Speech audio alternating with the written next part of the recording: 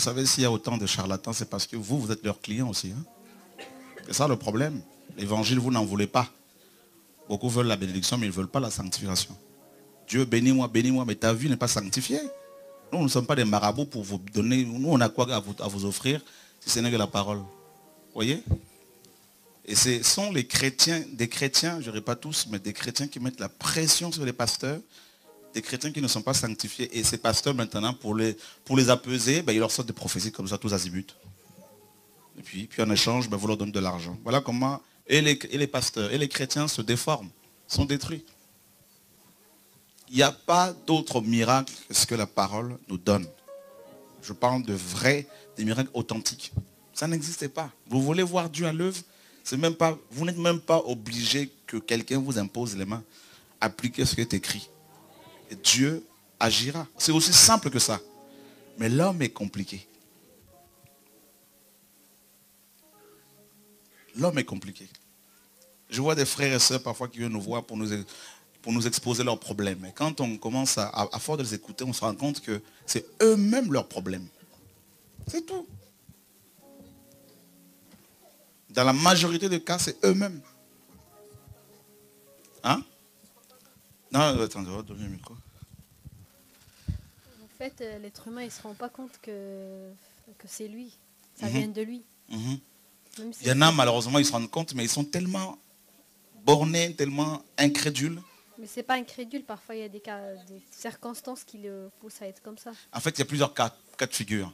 Ben Il y en a qui sont vraiment incrédules. Ils connaissent la parole, comme la Bible le dit. Ils savent, oui. Bien que connaissant le jugement de Dieu, déclarant digne de mort ceux qui commettent de telles choses, mais non seulement qu'ils le font, mais en plus ils encouragent ceux qui le font. Moi, au début, c'était ça. J'ai commencé bien.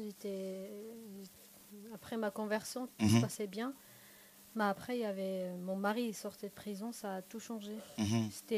Il m'a obligé en fait à choisir entre son amour ou bien le Jésus. Et une fois j'ai pris la Bible, il a voulu la jeter par la fenêtre. Il m'a traité de tous les noms et là c'était vraiment un combat. Depuis, j'arrivais même plus à lire la Bible et j'étais obligée de la lire en cachette. D'accord. Donc à un moment, je me suis dit que je dois choisir. Voilà, c'est ça avec Dieu. La vie est faite de choix, plusieurs choix. Et chacun doit savoir ce qu'il veut. Voilà. Moi, aujourd'hui, je sais ce que je veux. Alléluia. Je lui ai fait confiance et il m'a trahi. Donc, à Dieu. Qui est ton mari, hein? Oui. Ok. Dieu, je sais qu'il ne va pas me tromper, il ne va pas me trahir. Amen. Donc, Amen. Voilà. Gloire à Dieu. Que Dieu soit béni. Merci. Voilà.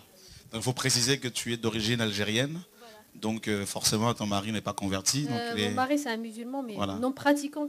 Voilà. À chaque fois que je lui parle de christianisme, il me dit non, je suis pratiquant et tout, mais de vrai, d'accord. C'est juste pour que il veut pas que je sois chrétienne. D'accord. Ça l'embête. Ok. Voilà. D'accord.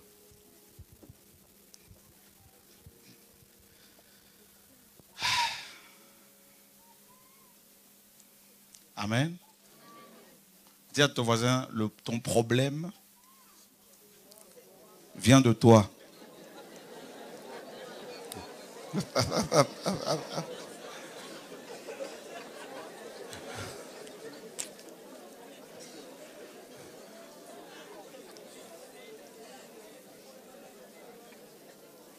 Amen.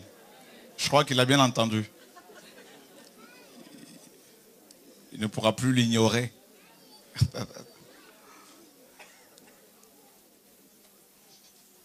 Alléluia. Vous me direz, mais oui, mais non, mais quand même, tout ça, il exagère, tout ça, c'est pas normal. Comment il peut parler comme ça? Bon, ton problème vient de qui? Vient d'où? Ton problème de? Voilà. Parce que Dieu n'y est pour rien. Nous sommes tous d'accord, hein? Qui est d'accord que Dieu n'y est pour rien? À moins que tu ne sois là pour l'accuser. Donc tu peux, dans ce cas-là, Jérémie disait, tu es trop juste pour que je conteste avec toi. Donc il a d'abord commencé par dire au Seigneur, il est trop juste. Néanmoins, j'aimerais te poser des questions sur tes jugements. Pourquoi les méchants prospèrent-ils? À la fin, il dira, je reconnais que Tu les élèves pour pouvoir les faire tomber. Donc lui-même, il parle, et puis il accuse, et puis il se justifie, puis en fait, Dieu n'y est pour rien, gros. Le problème de l'homme vient de l'homme. Et très souvent, nous accusons le diable. Satan ici, Satan là-bas, les sorciers. Il suffit de tomber sur une fausse doctrine. Oh là là, là, on va trouver des démons partout, on va trouver des sorciers partout. Ah, mon problème, c'est ma tante. Mon problème, c'est la France. Mon problème, c'est le président Hollande. Non, ton problème, c'est toi. Vous savez, comme d'habitude, hein, je ne prépare pas mes enseignements. Donc, je me laisse guider. Voilà. Ton problème, c'est toi.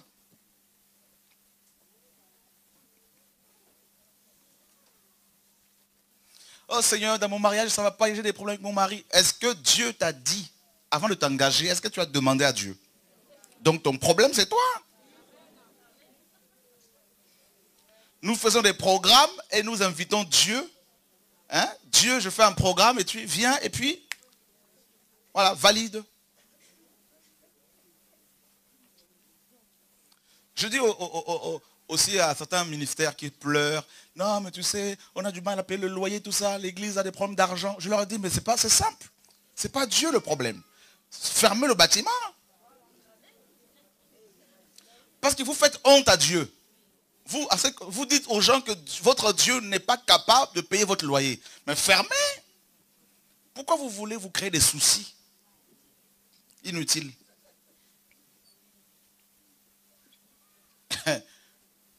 Est-ce que je me fais comprendre là? Voilà. Écoute bien. Je dis bien, c'est pas que quelqu'un m'a dit il faut parler comme si... Non, non, non, non. Donc il ne faut pas m'en vouloir. Parce que moi, je prends ma part là-dedans, là, j'ai ma part. Donc, notre problème là, c'est pas, oh non, les autres, tout ça. Vous savez, quand Adam a chuté, Dieu, n'est-ce pas, Dieu vient, il appelle. Adam, où es-tu? Et qu'est-ce qu'il a dit? J'ai bien entendu ta voix et je me suis caché. Car j'ai peur. Et Dieu lui pose la question, mais pourquoi tu peux? Et qu'est-ce que Adam a répondu? Toi, Dieu, c'est toi l'auteur de mes problèmes. Je ne t'ai jamais demandé une femme. Tu m'en as créé une. Voilà, j'étais tranquille avec les animaux. Pas de problème. En aucun jour, le lion a cherché à me séduire pour me faire manger cet arbre-là, ce fruit. Voilà. Et puis, comme ça, là, tu m'endors profondément et tu prends ma cote, tu crées une femme avec ça, et puis voilà, c'est toi. Parce qu'elle est tellement belle que je n'ai pas pu lui dire non. Voilà. Je me laisse guider. Hein. Ce qui vient là, ça sort. C'est comme ça. Je ne suis pas théologien.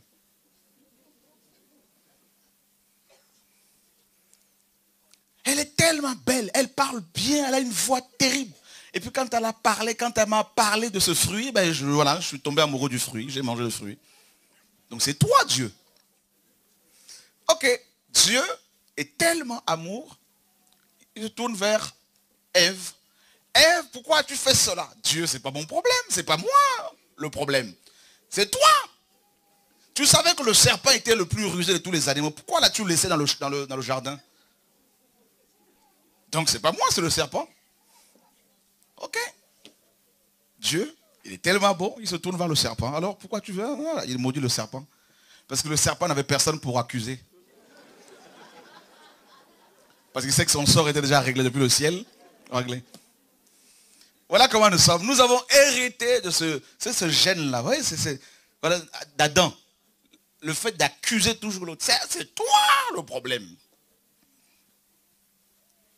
Tu pries aujourd'hui, tu es dans le feu. Un homme débarque, tu tombes amoureuse, tu oublies Jésus.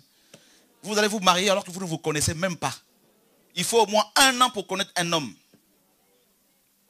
Les belles paroles, oh t'es belle, tout ça là. Tu oublies que Dieu te dit toutes ces paroles depuis ta conversion. Tu occultes toutes ces belles paroles du Seigneur et tu te laisses séduire par les paroles d'un homme. Et le jour où ça va commencer à aller mal, moi il ne faut pas venir me voir. Comme je vous dis, je ne suis pas pasteur. Je crie. Mon problème s'arrête là. Je crie. Ah oui.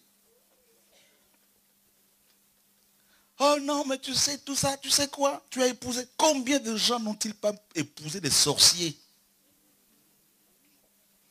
La précipitation.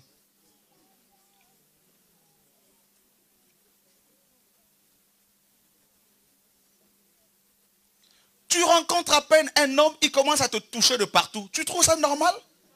Vous n'êtes même pas marié, il y a déjà le sexe et la consommation. Quand vous allez faire vos courses là, Carrefour, dans les magasins, est-ce que vous allez rentrer comme ça dans un rayon, vous trouvez du beurre, vous commencez à vous en servir avec du pain, tout ça? Même le monde, la nature nous enseigne. Hein? Vous allez voir un vigile viendra vous voir pour vous dire le beurre que vous goûtez là, tout ça. Est-ce que vous l'avez payé? Non. Il faut d'abord passer par la caisse, ensuite tu peux consommer. Vous n'êtes pas passé devant Dieu bien comme il faut là pour payer votre mariage. Là. Vous commencez à consommer. Et quand il y a des problèmes, on dit, frère, nous devons revenir à la parole. Vous savez, moi, quand l'onction vient comme ça, là, je sors tout. Et comme je dis, hein, aujourd'hui, je peux tout parler, je peux tout dire.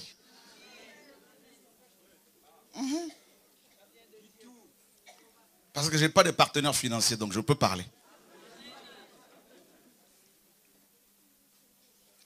Les sorciers, c'est vous les sorciers. Ce ne sont pas seulement ceux qui volent la nuit. Eux là, on peut les chasser facilement, ils tombent, c'est fini. Mais les vrais sorciers, là, ce sont les incrédules. Ce sont les gens qui disent amen, amen, mais qui refusent la parole. Et ce sont ces sorciers-là qui remplissent les bâtiments de l'église. Hein. Voilà.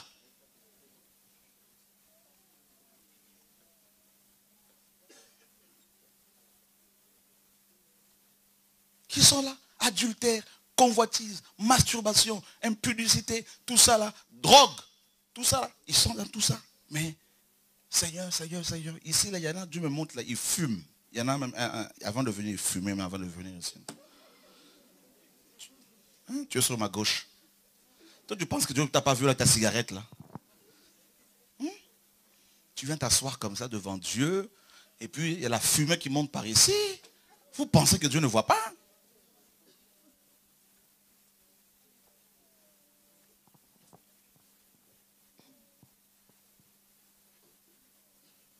Parfois, je me dis, je veux m'enfermer encore seul, je reste à la maison et je ne vois plus personne. Mais Dieu me dit, il faut parler, il faut crier.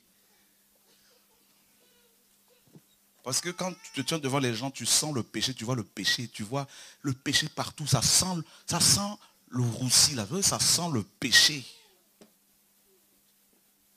Comment voulez-vous que Dieu agisse dans vos familles, dans vos projets? Parce qu'il n'y a pas la sanctification. La Bible dit que Dieu... la parole dit clairement, sans la sanctification. C'est pas moi qui le dis. Tout à l'heure, une jeune sœur qui chante m'appelle. Elle est en train de sortir son album. Elle a craint Dieu, donc je tiens à l'encourager. Elle était étonnée. Elle dit, je ne comprends pas, pourtant la parole est claire.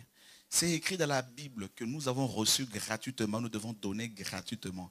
Elle dit, mais je ne comprends pas certaines personnes qui chantent, qui continuent quand même malgré qu'elles ont entendu ce message, continuent quand même à vendre leur CD. Je dis, mais c'est comme ça, l'homme est comme ça. La parole est tellement claire, tellement simple, limpide, mais on n'en veut pas. Le problème est là. Le problème c'est que cette génération, les chrétiens de cette génération veulent des gourous, veulent des marabouts, veulent des voyants. Voilà pourquoi les prophètes marchent bien. Ça marche les prophètes dans le christianisme actuel. Les gens font la queue pour recevoir leur prophétie. Mais jamais ils font la queue devant le trône du Père pour recevoir sa parole.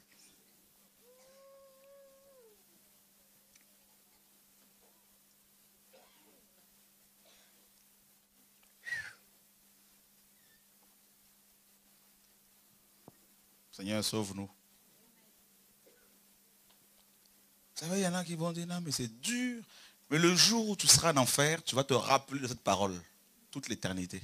Oh, si je savais. Oh, si j'avais su. Pourtant, tu le sais.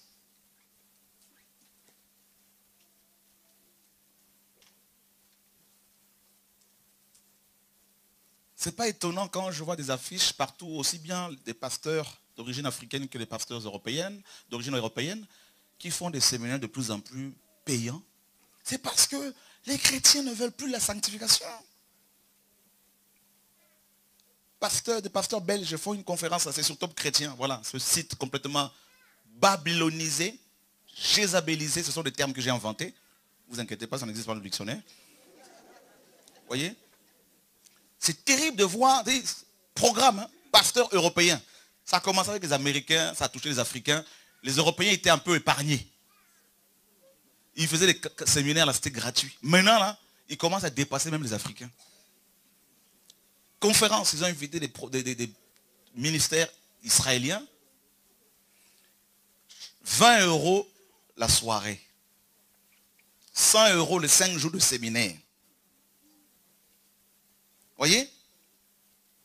C'est quand même incroyable, dans une période de crise économique, en plus de cela, pour vous montrer à quel point ce sont des requins. 5 jours de séminaire, 100 €. Donc ils sont en train de dire aux pauvres, vous n'entrerez pas dans le royaume de Dieu. C'est ça leur évangile.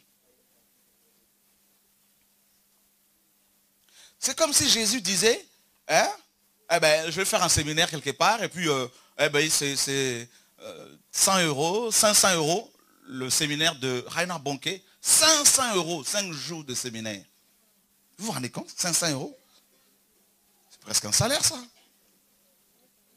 C'est un loyer. Et où sont les gens pour dénoncer ces pratiques? Tout le monde est d'accord, pas de problème. Top chrétiens, les chrétiens là-dedans, ils sont top. Mais ils sont top dans quoi? Dans la cupidité. Ça là, je ne veux pas les lâcher ces gens-là. Jamais. Il faut qu'ils m'amènent devant les tribunaux là pour pouvoir les dénoncer devant les juges.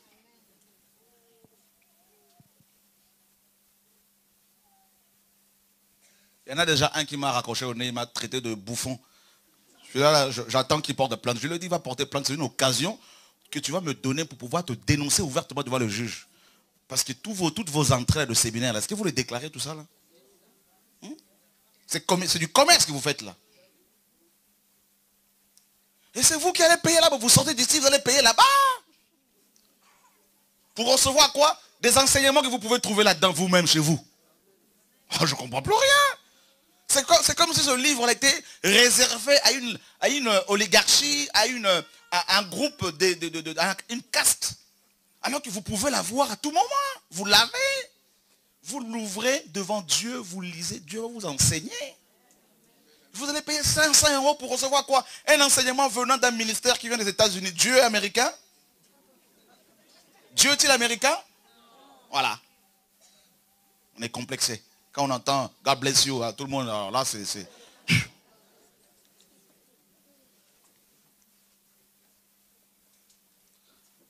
On commence par là. Il faut que... Voilà. Là, on se laisse guider. Ça passe ou ça casse. Hein. De toute façon, moi ma tête est déjà réclamée, donc de toute façon, on ne peut plus faire marche arrière. Voilà. De toute façon, on va jusqu'au bout. Hein. 500 €. C'est-à-dire, tel qu'on est là, ben on va mettre des gens devant la porte, vous voyez, non? Et puis chacun, les gens qui viennent comme ça, comme vous tous, là, on va demander, ben, chacun, ben, vous avez 20 € là, tout ça là, vous vous rendez compte? Pour aller entendre la parole de Dieu. Il faut payer. Et quand les gens vont dans les meetings de Sarkozy, tout ça là, c'est gratuit. Quand les gens vont à Saint-Pierre là-bas, là, au Vatican, c'est gratuit. Les témoins de Jéhovah, ils donnent gratuitement leurs ouvrages. Les Mormons qui sont le faux comme les témoins de Jéhovah, ils donnent gratuitement leurs ouvrages. Mais les chrétiens évangéliques là, il n'y a pas plus cupide qu'eux. Je crois même qu'ils ont dépassé de loin le démon de cupidité, dans la cupidité. Je suis convaincu même que ce démon, il doit s'arrêter de temps à autre et les admirer tellement qu'ils sont bien formés.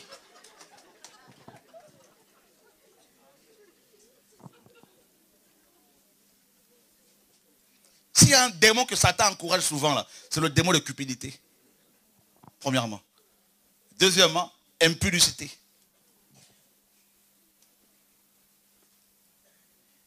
Alléluia. On va être des champions. Voilà leur message. Majesté. Quelle majesté? Majesté dans l'impudicité. Majesté.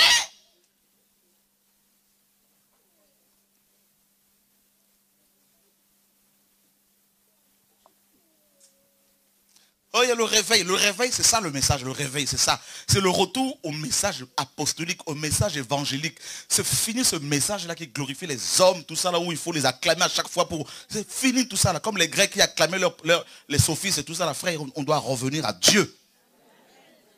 Fini la comédie.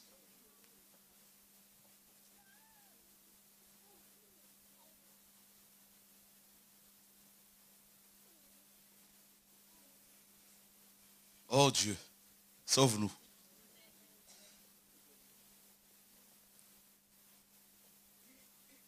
Même les enfants, c'est 15 euros. Les enfants. 15 euros pour les enfants. Alors, les couples, c'est 25 euros. Alors là, c'est... Mais vous vous rendez compte de ce qui se passe? Je ne sais pas si vous vous rendez compte. Moi, je suis choqué à chaque fois.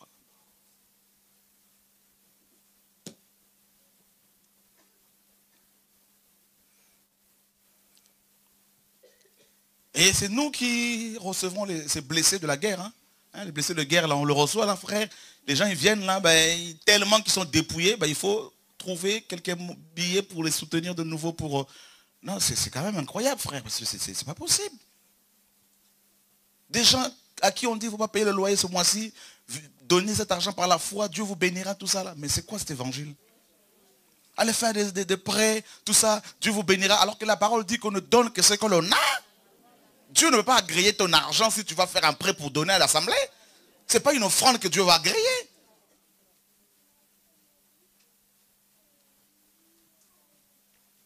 C'est pourquoi le livre qui va sortir, l'église de Laodicée, là, on a bien écrit, interdit à la vente. Vous savez pourquoi? Parce qu'on commence à vendre nos livres là. Alors qu'on dénonce cela, on prend nos livres ici, les gens vont les distribuer, je ne sais pas où ils vont les vendre. Donc nous sommes obligés de mettre maintenant à chaque fois là, interdit à la vente.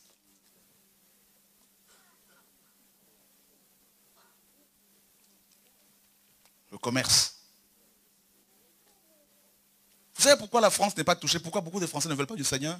Mais parce que quand ils voient comment, mes amis, ces vendeurs, ces marchands des miracles, ces marchands du temple, mes amis, vendent l'évangile, comment voulez-vous qu'ils se convertissent? Les gens ont du mal à joindre les deux bouts, frères et sœurs. Et ils viennent comme ça, entendre le message de la parole. Ils vont sur des sites internet, on leur dit, bon voilà, vous devez payer tant, vous devez payer tant, payer tant. Un chantre va recevoir des cantiques aujourd'hui, et qu'est-ce qu'il va faire? Il va le mettre de côté pendant un an. On lui pose la question, mais les cantiques que tu as reçus il y a un an, tu as fait quoi? Non, mais je suis en train de les collectionner parce que je vais mettre ça sur CD pour vendre. Vous vous rendez compte, frères et sœurs? Mais si entre-temps, les gens à qui ces chants étaient destinés meurent, s'ils meurent là, alors que Dieu t'a donné ces chants pour les sauver, et toi tu les gardes, tu enterres ces dons là, le jour où tu vas mourir là, tu vas rendre des comptes à Dieu. On reçoit les cantiques, on les donne. On reçoit l'enseignement, on le donne. C'est ça le royaume de Dieu. C'est ça la parole.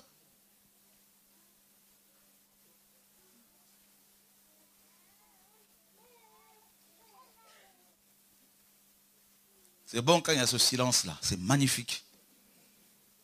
Il faut que la parole fasse son effet. Dis encore à ton voisin, ton problème c'est toi. Dis-lui, c'est pas ton mari, c'est toi. C'est pas ta femme, c'est toi. C'est pas Satan, c'est toi. Voilà. Satan a déjà été vaincu. C'est écrit, non? On le dit à chaque fois, tu as été vaincu. Mais à chaque fois, on l'accuse en même temps, c'est toi le problème. Mais il y a un problème là. Lui-même sans cesse, il vous dit, mais j'ai déjà été vaincu. Amen. Voilà, il y a un match de boxe. Ah, honnêtement, vous voyez, même le monde nous enseigne. Un match de boxe. On va dire un Français et un Belge. Le Français met KO le Belge. Et vous maintenant, vous continuez à critiquer le Belge en disant, mon problème c'est à cause de toi. Et le Belge vous dira, mais ça fait 2000 ans qu'on m'a mis KO. Je suis par terre là. Toi tu es debout. Vous voyez comment nous sommes, nous chrétiens? Satan, le feu ici, Satan, le feu là-bas. Il est déjà KO. Le problème, c'est toi. Si tu n'arrives pas à rentrer dans ta victoire, là, c'est toi le problème. Oh, Satan m'a attaqué. La Bible dit que 1000 tombent à ta gauche, 10 000 à ta droite. Tu seras atteint. L'Éternel est... Je manquerai de tout. Voilà. Si tu manques, je ne parle pas de l'argent monnaie, comprenez, hein? C'est pas ça mon message. Hein? Voilà. L'Éternel est mon berger, je ne manquerai de rien. C'est écrit. Si tu manques de l'amour du Père, là, il y a un problème. Ce n'est pas Dieu le problème, c'est nous.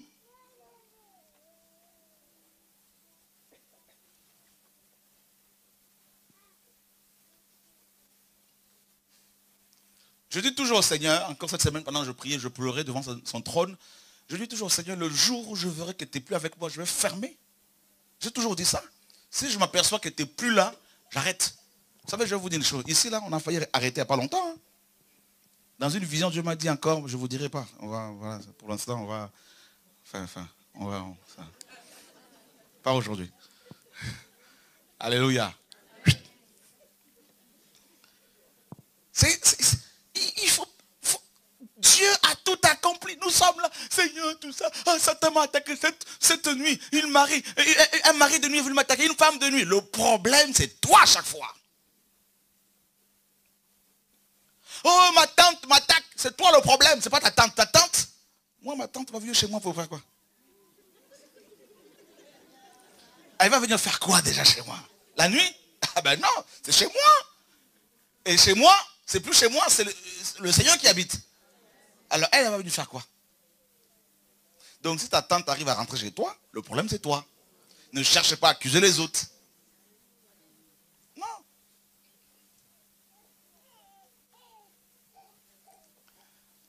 On va changer de langage aujourd'hui. Je ne sais pas pourquoi Dieu veut que j'insiste. Il insiste là-dessus. Hein. Avant de lire, là, il veut d'abord que ça sorte.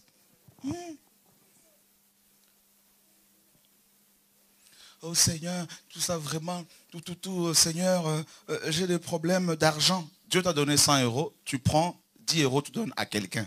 Est-ce que c'est Dieu qui t'a dit de donner ces 10 euros à cette personne-là?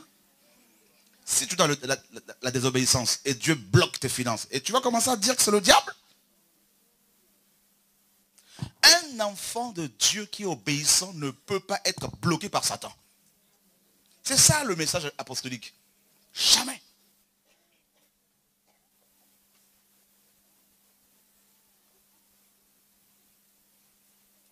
Un jour, un pasteur est venu me voir pour me dire, non, mon église ne grandit pas, tout ça, vraiment tout ça, si tu veux venir faire un séminaire. Je lui ai dit, je ne viendrai pas parce que tu n'es pas appelé, tu n'es pas à ta place. Ferme. C'est clair. Je dis, si ça ne marche pas, c'est que Dieu n'est pas là. C'est que Dieu te voit ailleurs. C'est aussi simple que ça. Nous nous compliquons la vie.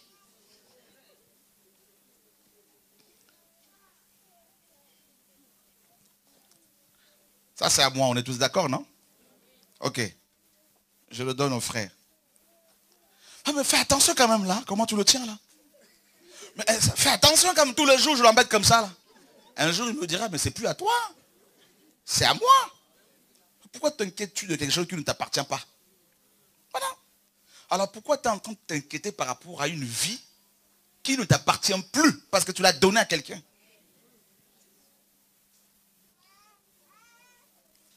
Si tu t'inquiètes encore, c'est parce que quelque part, tu as encore ouvert des portes. Ou il y a encore un péché qui est là. Vous pensez que je ne suis pas attaqué par les démons, par les sorciers? Mais les attaques que je subis là, si je vous dis tout là, vous allez crier. Mais pourquoi je ne meurs pas? Parce que je sais que tant que je marcherai un peu dans la crainte de Dieu, dans tout ce que Dieu me dit clairement, je ne peux pas mourir comme ça. La parole est claire. Paul a dit, j'ai achevé la mission que tu m'as donnée, j'ai achevé la course. Avant de mourir, Paul, vous avez vu tous les combats de Paul, mais il fallait qu'il achève la course. Quelqu'un qui craint Dieu et qui n'a pas encore fini la course, tu peux l'empoisonner. S'il n'est pas au courant de l'empoisonnement, il ne pourra pas mourir. C'est ça le royaume. Voyez? Donc il faut vivre comme un fou. La foi, c'est la folie de Dieu. Voilà. Tu le crains et tu ne te prends plus la tête par rapport à ta vie. Donc du coup, je n'ai pas besoin de t'appeler pour te demander, non, si tu pries pour moi, tu imposes-moi les mains. Non! Celui qui continue à être comme ça, il est encore un bébé spirituel. Quand est-ce que tu vas arrêter d'exposer tes problèmes toujours au pasteur? Quand? Même à moi qui te parle, quand? 5 ans, on se connaît depuis 5 ans, pendant 5 ans, tu m'exposes toujours le même problème. Tu ne vois pas que ça fatigue?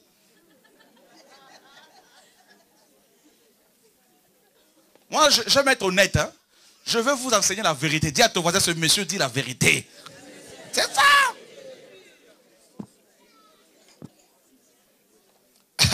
Alléluia. Nous ne cherchons pas à vous amener, à vous attirer à nous. Ça, il y a des personnes, quand on les croise comme ça, on les esquive. Pourquoi? Parce qu'on se dit, 5 ans d'exposition des problèmes. Alors il faut éviter parfois. Là, c'est... Bah oui. Il y en a, on les voit, ah bonjour, parce qu'on se dit, ça va être un encouragement. Ah frère, tiens bon, parce que vraiment Dieu m'a parlé, et le Seigneur revient, waouh, ça c'est bon là.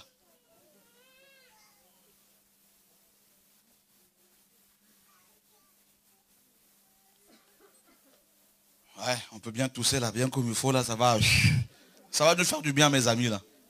Ce soir là, c'est du gingembre spirituel, hein, ça nettoie. Vous savez, le gingembre, là, bien comme il faut, ça pique un peu là, mais c'est bon pour la santé. Plus ça pique, mieux c'est. Ça nettoie. Cette parole est dure, qui peut l'entendre? Hein? Quand ça pique, là, mieux c'est. Oui, tu vois la soeur qui arrive là. Ouh là là, c'est le mari de nuit, tu vas voir. Oh mais tu sais, oh, mais cette nuit encore, j'ai été attaqué, tout ça. Ça fait 10 ans que ça dure. Je te dis, mais il y a un problème. À un moment donné, tu te poses la question, est-ce que j'ai vraiment l'onction là? Je vous dis la vérité, tu te poses des questions, est-ce que Dieu est avec moi? Il y a des personnes qui te font douter. Tu te dis, mais cette sœur, ça fait 15 ans que je la connais. 15 ans. Je vous ai raconté l'histoire d'une femme.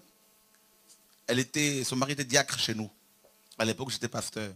Chaque jour, elle me voit. Papa, cette fois-ci, c'est la jambe gauche, prie pour moi. La jambe avait enflé, effectivement. Oh, je prie, ah, maman, c'était vraiment là, comme une africaine, maman, tout ça. Le lendemain, papa, c'est l'œil droit. Oh là là, Seigneur, vraiment, cette femme souffre. Seigneur, au nom de Jésus. 3 jours après, papa, c'est le dos. Et un jour, je me suis rendu compte que c'était une sorcière. Elle était en train de m'épuiser spirituellement. Ah oui. Regardez, même la nature nous enseigne. Hein? Qui sont ceux qui ont des enfants? Levez les mains un peu. Ceux qui ont des enfants. Bon, ceux qui n'en ont pas, c'est pas grave. Mais nous sommes tous enfants de quelqu'un. Ok. Imaginez, vous avez 40 ans. Vous allez voir votre maman un jour. Maman, ça va aujourd'hui? Oui, mon fils. Maman, je veux du lait. Je veux téter.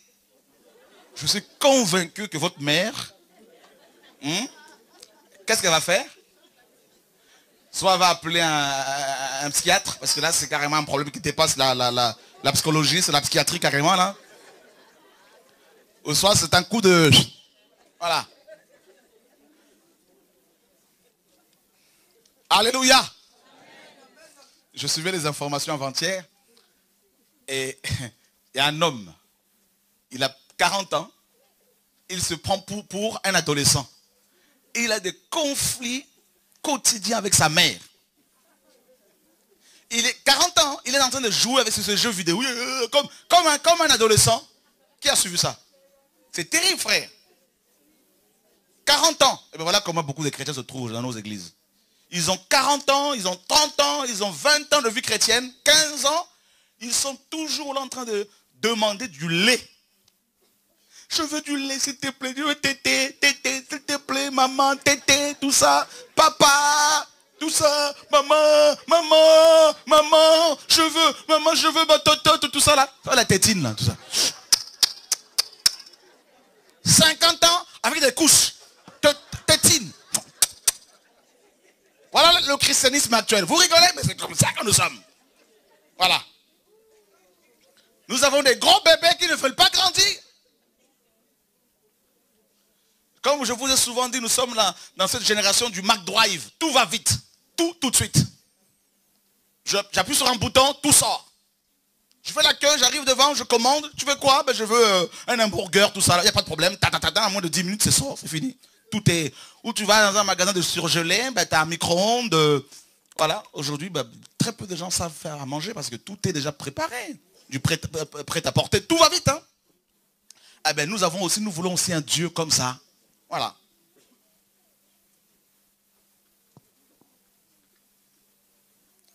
Qu'un chrétien nouvellement converti soit aidé, c'est biblique, jusqu'à ce qu'il atteigne la majorité spirituelle, la maturité. On est d'accord, il n'y a pas de problème.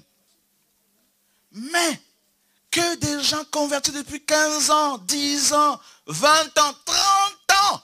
Il y en a 30 ans de fréquentation régulière d'assemblées bibliques, évangéliques. Vous vous rendez compte, frères et sœurs? Mais quand est-ce que ces chrétiens vont sauver les autres? C'est comme un serpent qui mange sa queue. C'est pour ça que les pasteurs sont épuisés comme ça.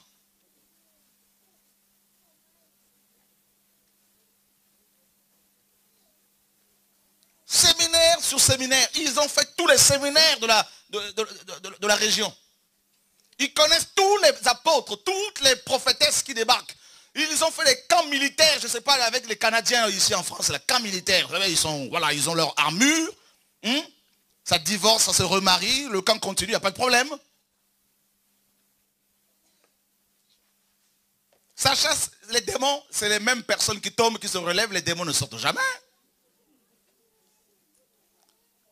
Comment voulez-vous que cette église-là, ce christianisme-là, gagne les gens au Seigneur? C'est pas possible. Je ne sais pas si je me fais comprendre.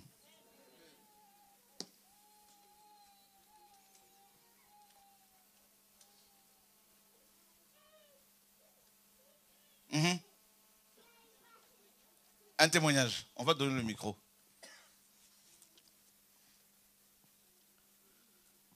Ce message est censé vous amener à Dieu. C'est beaucoup plus facile. Amen. On peut demander conseil aux frères et sœurs, il n'y a pas de problème. On peut nous demander conseil, il n'y a pas de problème. Mais comprenez mon langage. Bonjour tout le monde. Moi, je voulais juste faire un témoignage par rapport à ce que le frère disait. Je suis étudiante et j'ai fait 5 mois de stage à Taïwan, en Asie.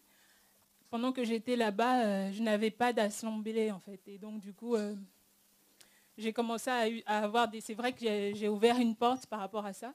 Et j'ai commencé à faire des rêves et tout, où j'avais des rapports sexuels. C'était vraiment le matin, quand je me levais, je sentais vraiment que c'était vrai. Et donc, j'ai commencé à me sentir genre mal, pour dire que si j'avais mon assemblée à côté, j'aurais demandé au pasteur de prier pour moi. Je me sentais mal. Alors que je continuais à faire les rêves, je priais un peu, genre, dire mes seigneurs et tout. Pourquoi là, je suis seule, je n'ai même pas un frère ou une sœur pour prier pour moi. Et c'est comme ça que le Seigneur, il m'a dit, je veux que tu pries toi pour ça.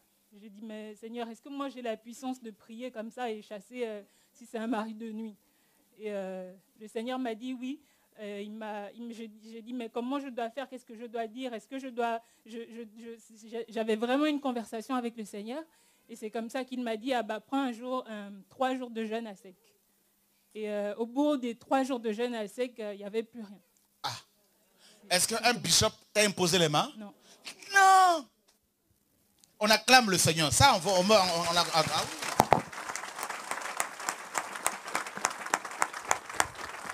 Gloire à Dieu. Vous savez, le Seigneur, quand il m'a visité, il m'a dit, va et libère mon peuple. La libération des chrétiens ne peut se faire sans la prédication de la parole pure. Vous ne pouvez pas libérer les gens tout en leur disant d'être dépendants de vous. Vous comprenez? Libérer les gens, c'est quoi? Le Seigneur m'a dit clairement, beaucoup des pasteurs, il m'a amené devant son trône, je me rappelle qu'il y a quelques années de cela, il m'a dit, beaucoup des pasteurs, après avoir gagné les âmes, ils me le présentent et ils repartent avec. Donc libérer les chrétiens aujourd'hui, c'est les libérer par rapport au péché, par rapport aux pasteurs qui les tiennent captifs. Vous pouvez être chez vous, à la maison, et être captif d'un pasteur. Parce qu'un pasteur peut vous contrôler juste par son enseignement. Un enseignement erroné qui vous a donné. Du coup, vous vous sentez obligé de l'appeler constamment quand vous avez des problèmes. Vous voyez? Et le premier réflexe que beaucoup de gens ont, quand ils ont des problèmes, les chrétiens notamment, c'est appeler les hommes au lieu de se référer à la parole, à Dieu, dans la prière. Et c'est ça le problème qui nous ronge. Voyez? C'est ça le problème qui nous ronge. C'est un des problèmes qui nous ronge, la sœur a dit, elle n'avait pas, vous savez, le premier réflexe qu'elle a eu quand elle a eu des problèmes, c'est, oh, si j'avais mon église. Vous voyez, on a remplacé Dieu par l'église. C'est pour cela, Romains chapitre 1er, regardez, Romains chapitre 1er. Romains chapitre 1er. Oh Seigneur, aide-nous. Il nous a déjà aidés. Merci Seigneur. Voilà. Tu dis une chose et puis il te dit, ça a déjà été fait. Tout est accompli. Romains 1, à partir du verset 18. La colère de Dieu se révèle du ciel contre toute impiété et toute injustice des hommes qui retiennent injustement la vérité captive. Car ce qu'on peut connaître de Dieu est manifeste pour eux, Dieu leur ayant fait connaître. En effet, les perfections invisibles de Dieu, sa puissance éternelle et sa divinité se voient comme à l'œil nu depuis la création du monde quand on les considère dans son ouvrage. Ils sont donc inexcusables. Ce n'est pas moi qui le dis, c'est Dieu qui le dit. Ces gens-là sont inexcusables parce qu'ils ont connu la vérité, ils connaissent la vérité. D'accord? Et c'est terrible. Et j'arrive, ma soeur. Car ayant connu Dieu, ils ne l'ont point glorifié comme Dieu et ne lui ont point rendu grâce. Mais ils se sont égarés dans leur cœur, dans leurs pensées, et leur cœur sans intelligence a été plongé dans les ténèbres. Se vantant d'être sages, ils sont devenus fous. Et ils ont changé la gloire du Dieu incorruptible en image représentant l'homme corruptible. Voyez comment ils ont fait? Ils ont remplacé Dieu par l'homme. D'accord? Ils ont remplacé Dieu par l'homme. Et la parole continue. C'est pourquoi Dieu les a livrés, donc des oiseaux, de quadrupèdes et de reptiles. C'est pourquoi Dieu les a livrés à l'impureté selon les convoitises de leur cœur. Ainsi, ils déshonorent eux-mêmes leur corps. Et eux qui ont changé la vérité de Dieu en mensonge et qui ont adoré et quoi? Servi la créature au lieu du Créateur qui est béni éternellement. Et ça, c'est grave. Ils ont changé la vérité de Dieu en mensonge. Et ils ont préféré servir et adorer la créature. Eh bien, c'est exactement ce que nous faisons. Nous avons été malheureusement, dès la naissance, n'est-ce pas? Dès notre enfance, nous avons été formatés comme ça. On a été préparés, éduqués, enseignés, instruits, n'est-ce pas? Formatés à adorer, pour adorer les hommes, la création, la créature. Voilà pourquoi pour beaucoup, eh bien, Dieu c'est la nature. Leur Dieu c'est la nature, voilà. La création, ils adorent la création. Ils vont couper un arbre, ils vont, n'est-ce pas, avec une scie, ils vont donner une forme humaine ou d'un oiseau à ce bout de bois. Et le reste de ce bois, ils vont s'en servir pour faire cuire, n'est-ce pas, pour faire cuire leur viande. Et ce qui va rester là, mes amis, ils vont en faire une idole devant laquelle ils vont s'agenouiller. Ils vont l'appeler Dieu. Ils vont l'adorer comme Dieu. Ça va? Dieu lui fait du bien. Merci Seigneur. Voilà, on se laisse guider. Le Seigneur va faire son œuvre en elle. Alléluia. Merci Père. Père, au nom de Yeshua, que cet enfant soit délivré. Au nom de Yeshua, notre Seigneur et Sauveur. Que cet esprit le lâche maintenant. Maintenant. Maintenant.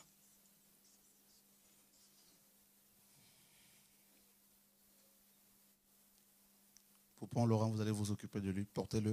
Vous allez parler un peu avec lui là-bas. Merci. On va lui faire une onction d'huile tout à l'heure. C'est terrible. Ils préfèrent adorer et servir la créature au lieu du Créateur qui est béni. Vous vous rendez compte, frères et sœurs? Et c'est exactement comme ça que beaucoup de chrétiens font. C'est ce qu'ils font. Et l'Église est une créature. L'Église est une création. L'Église, c'est toi et moi, nous sommes des créatures.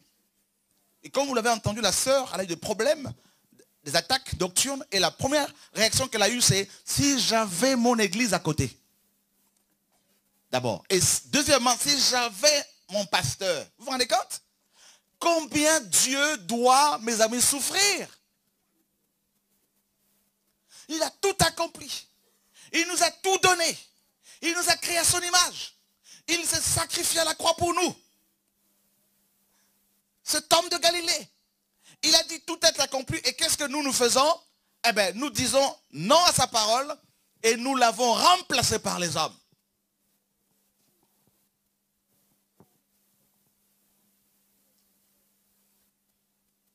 Et c'est pour cela que ces hommes, ces pasteurs également vous font croire que si vous ratez un dimanche, eh bien, vous péchez. Voyez? Ils ont tellement sacralisé le dimanche que si vous ratez le dimanche, là, vous recevez des coups de fil de tout le monde. C'est comme si vous êtes égaré. Ne plus aller dans une assemblée locale, pour beaucoup, n'est-ce pas? Ne plus fréquenter une assemblée locale pendant quelques temps, c'est synonyme d'égarement. Pourquoi? Parce qu'on a remplacé le royaume de Dieu par l'église locale, le bâtiment. Et on a remplacé Dieu par le pasteur. Voilà pourquoi le bâtiment devient le royaume de Dieu, le pasteur devient le Dieu de ce royaume. Eh bien, vous êtes les membres de ce royaume. Voyez? Et les autres chrétiens n'existaient pas.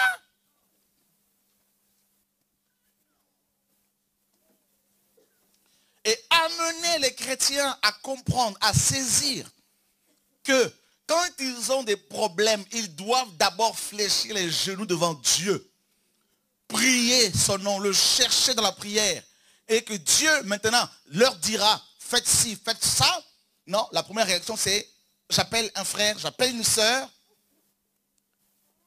Mais et si cette personne que vous appelez n'a pas une inspiration pour ce moment-là, et vous donne un conseil, un mauvais conseil, vous allez faire comment?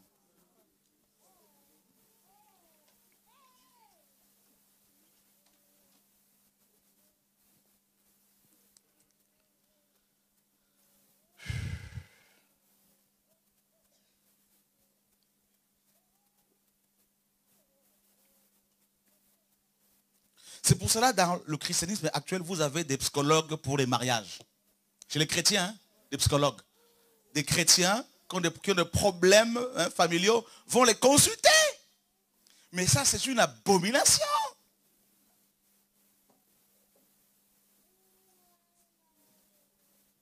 Comme Dieu, on ne le voit pas avec nos yeux physiques, eh bien, on ne veut pas croire. On se dit chrétien, pourtant, la base de la vie chrétienne, c'est la foi. Celui qui veut plaire à Dieu doit croire que Dieu existe. N'est-ce pas? Et sans la foi, il est impossible de lui être agréable. Impossible. Mais la foi, oh là là, mais on ne le voit pas trop, Dieu. Mais vous savez, et il y a des enseignements comme ça qu'on nous a donnés hier. Confiez-vous en... croyez en Dieu, vous serez affermis. Vous réussirez. Confiez-vous à ses serviteurs, ses prophètes. Vous serez affermis. Voilà, donc 2 Chroniques 20, 20. On connaît ce passage-là. Tout est tourné vers l'homme. Les enseignements qui sont donnés sont faits pour vous attirer vers l'homme. C'est pour cela qu'ils se positionnent comme des pères spirituels.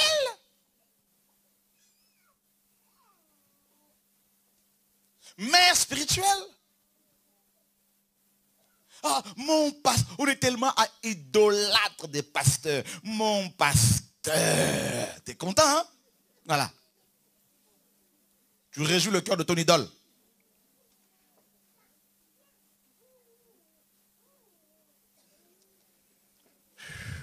Seigneur. C'est pour cela que quand la vérité arrive comme ça, beaucoup de chrétiens disent, non, mais c'est parce que mon pasteur a dit. Hein. Mais oui, mais ton pasteur, honnêtement, on s'en fiche. Chora, on s'en fiche. Qu'est-ce que la Bible dit? Dis à ton voisin, ton problème c'est toi.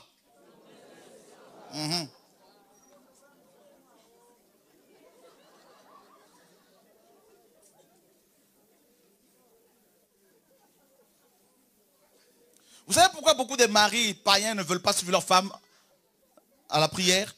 Parce qu'ils ont plus de discernement. Étant païens, hein, traités de tous les noms, hein, par leurs femmes chrétiennes, soi-disant. Mais pourtant, ils ont plus de discernement que vous.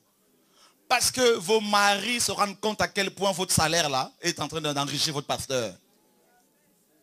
Hein? Comme les femmes sont souvent les grandes victimes, là. Alors là, vous savez, Satan, quand il a voulu attaquer le couple, le premier couple, il n'est pas passé par Adam parce que l'homme réfléchit. Je veux dire, la femme réfléchit aussi. Il faut toujours équilibrer les choses ici. Hein? Alléluia! Je veux dire par là, l'homme raisonne beaucoup. La femme, c'est le cœur, l'homme, c'est le cerveau. Parce que l'homme, c'est la tête. Voilà. Parce que c'est suivi dans le monde entier. À chaque fois, il faut appeler l'équilibre là. Parce que Dieu m'aide beaucoup. Hein? Alléluia. Oh Seigneur, sauve-nous. Parce que l'homme va trop raisonner. C'est pour cela, ici, si vous comptez, regardez les femmes, levez les mains, toutes les femmes. Il y a plus de femmes que d'hommes. Donc il y aura plus de femmes au ciel que les hommes. Hein? Il y aura plus de femmes que d'hommes. Pourquoi? Parce que la femme, elle est plus sensible, elle est plus... voilà, c'est pour cela que le diable a préféré parler avec Ève. Mais les plus grandes victimes, ce sont les femmes. Parce que quand elles sont trop dans les émotions, les sentiments. Hein? Oh, homme de Dieu, homme de Dieu. Et le mari se sent maintenant menacé. Le pauvre. Hein? Maintenant, il faut qu'il commence à parler comme ton pasteur. Voilà pourquoi beaucoup d'hommes commencent aussi à parler comme leur pasteur pour retrouver leur femme. Parce que les pauvres, ils se sentent menacés à la maison. Matin, midi, soir, mon pasteur, mon pasteur, mon pasteur. La femme est limite amoureuse. Vous allez dire, on connaît ces choses-là. Vous pensez que... Ici, on dit tout.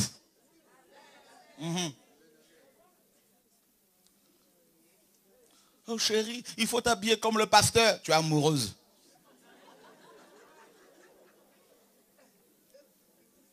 Ton chéri pèse 100 kilos, le pasteur pèse 50 kilos. C'est pas pareil? Alléluia! Ou le pasteur pèse 100 kilos, ton chéri 50 kilos. C'est pas pareil? Voilà. Je balance tout ce qui vient à l'esprit de la sage. Quand ton pasteur vient chez toi à la maison, comment tu t'excites? Tu es toute...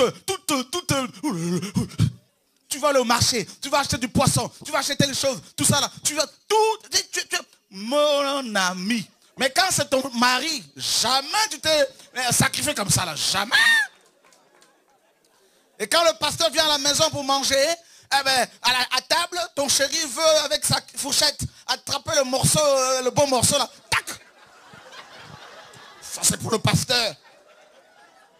Comment veux-tu que ton mari ne soit pas jaloux? Alléluia! Dis à ton voisin, il faut une réforme.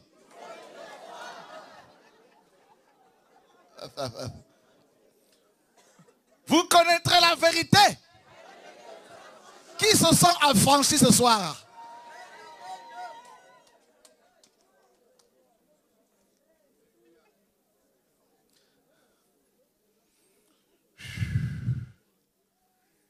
Seigneur, sauve-nous. Moi, j'ai vu des frères complexés. Hein? Commençant à chercher à parler l'hébreu, le grec pour impressionner leurs femmes. Alors qu'ils sont mariés depuis 10 ans. Hein? Commencer à vouloir manifester l'onction. Recevez tout ça là. La femme, regarde chérie, il n'y a rien. Arrête. Seigneur, sauve-nous. Et il y a beaucoup de complexes. Il y a beaucoup. Nos églises sont malades. Dis à ton voisin, on est malade. Qui veut être sauvé ce soir? Voilà, il faut être reconnaissant, il faut le reconnaître.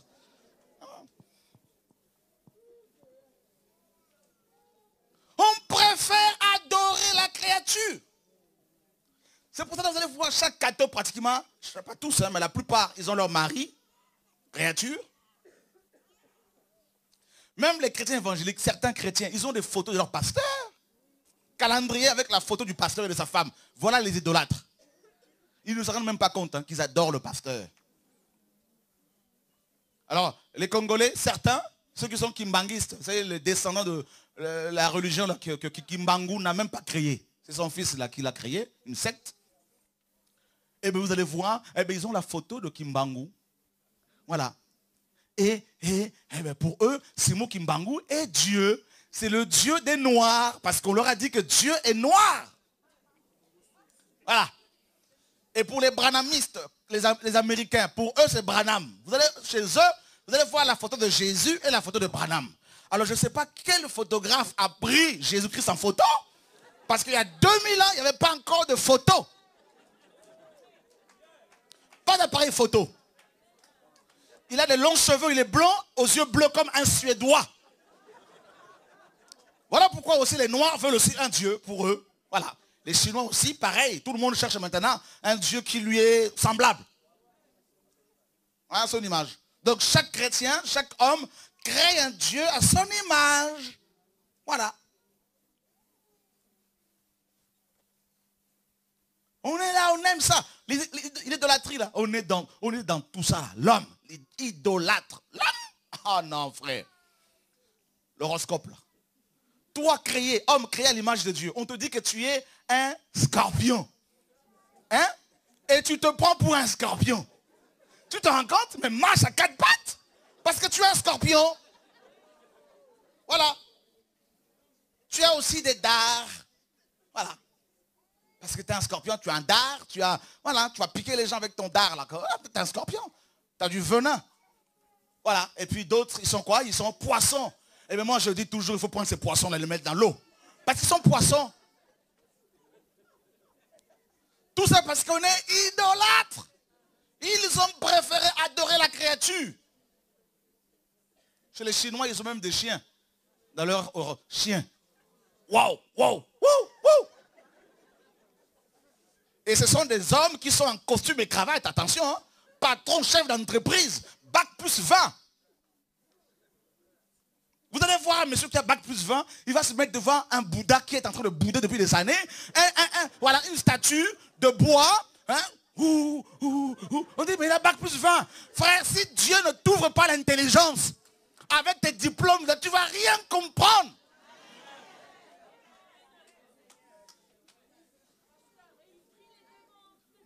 En plus.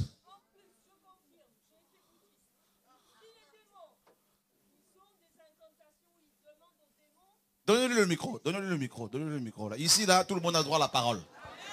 Voilà. Salomon Carmel. On ne coupe pas l'onction. Oh non, l'onction est coupée. Non, non, on ne peut pas interrompre l'onction. Non.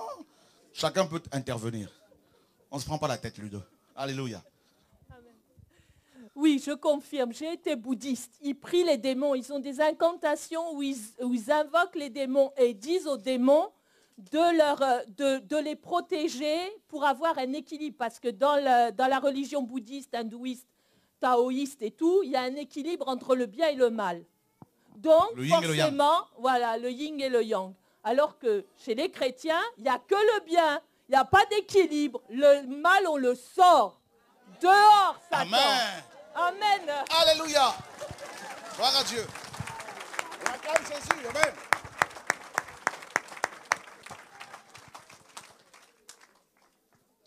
Ça c'est la parole. Voilà, il n'y a pas qu'une seule personne qui parle. Tout le monde peut, voilà. C'est ça l'œuvre du Seigneur. On n'est pas là pour vous gaver et puis vous interdire de parler. C'est terrible. On dit non, la statue de Marie pleure. Et tout le monde est convaincu que c'est... Mais c'est grave, Seigneur, sauve-nous. Non, Seigneur, mais c'est terrible.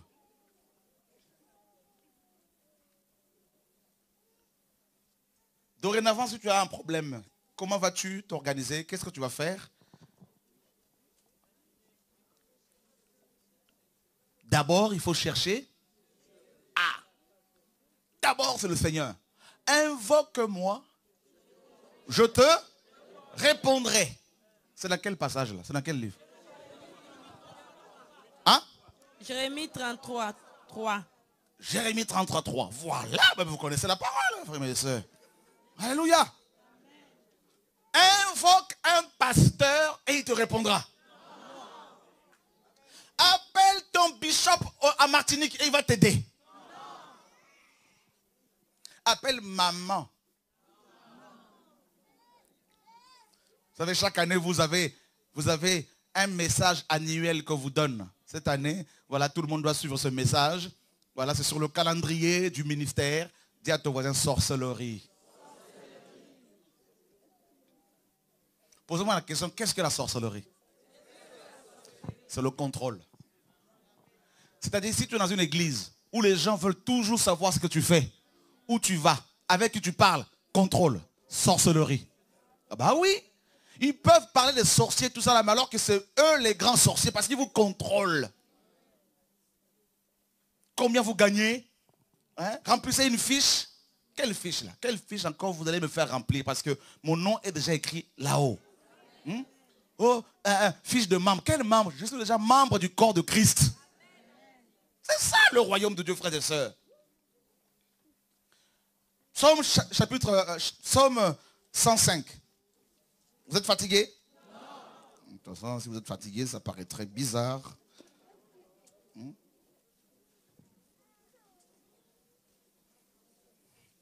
Vous allez me dire, on a enseigné sur quoi aujourd'hui? Ben, on a parlé un peu de tout. Voilà.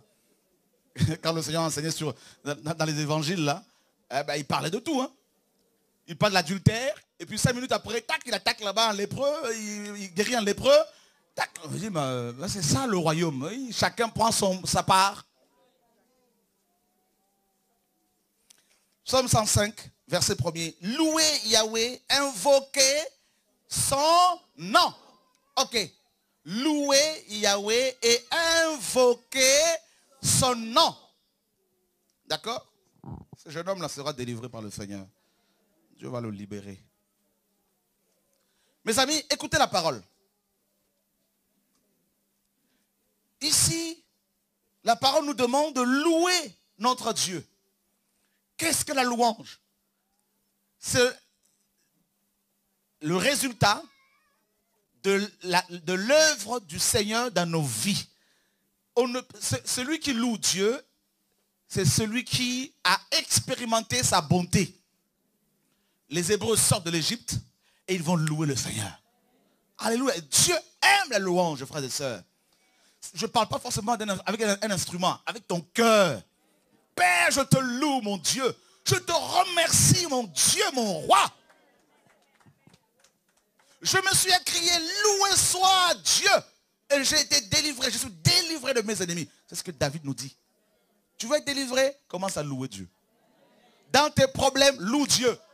Arrête de gémir. Commence à louer. Tu apprends une mauvaise nouvelle, plie tes genoux. Une mauvaise nouvelle, plie tes genoux. Commence à louer. Avant même d'appeler, oh non, je vais appeler un frère. Arrête ça. Ton millénium, il faut mettre de côté. Ton portable, tu peux l'éteindre. Loue. Jesus Christ. Jesus Christ. Un témoignage? Hein?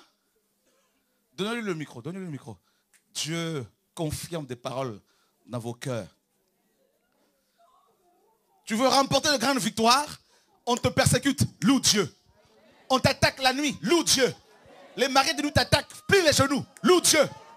Les femmes de nous te combattent, plie tes genoux, loue Dieu. Les gens s'associent contre toi, plie tes genoux, loue Dieu. Jesus Christ. Commence à mettre Dieu à sa place dans ton cœur, dans ton foyer, dans ton ministère. Commence à le louer, commence à l'exalter, commence à le magnifier, commence à l'exalter, frère. Et tu feras des choses incroyables que le monde n'a pas encore expérimenté. Jesus. Jesus Christ. Oublie tes problèmes. Dieu t'a créé pour le louer. Oublie tes attaques. Dieu t'a... Oh my God, il est là. Jesus Christ.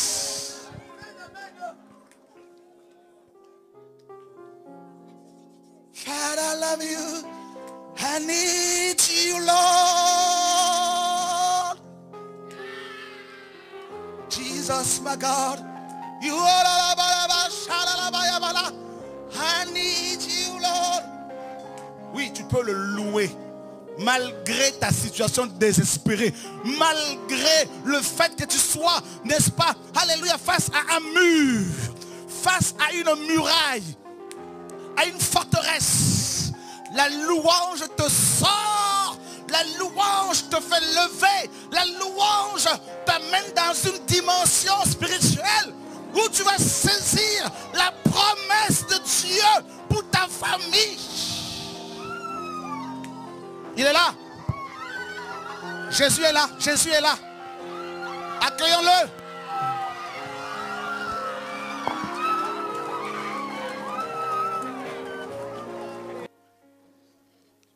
Nous avons besoin de sa présence.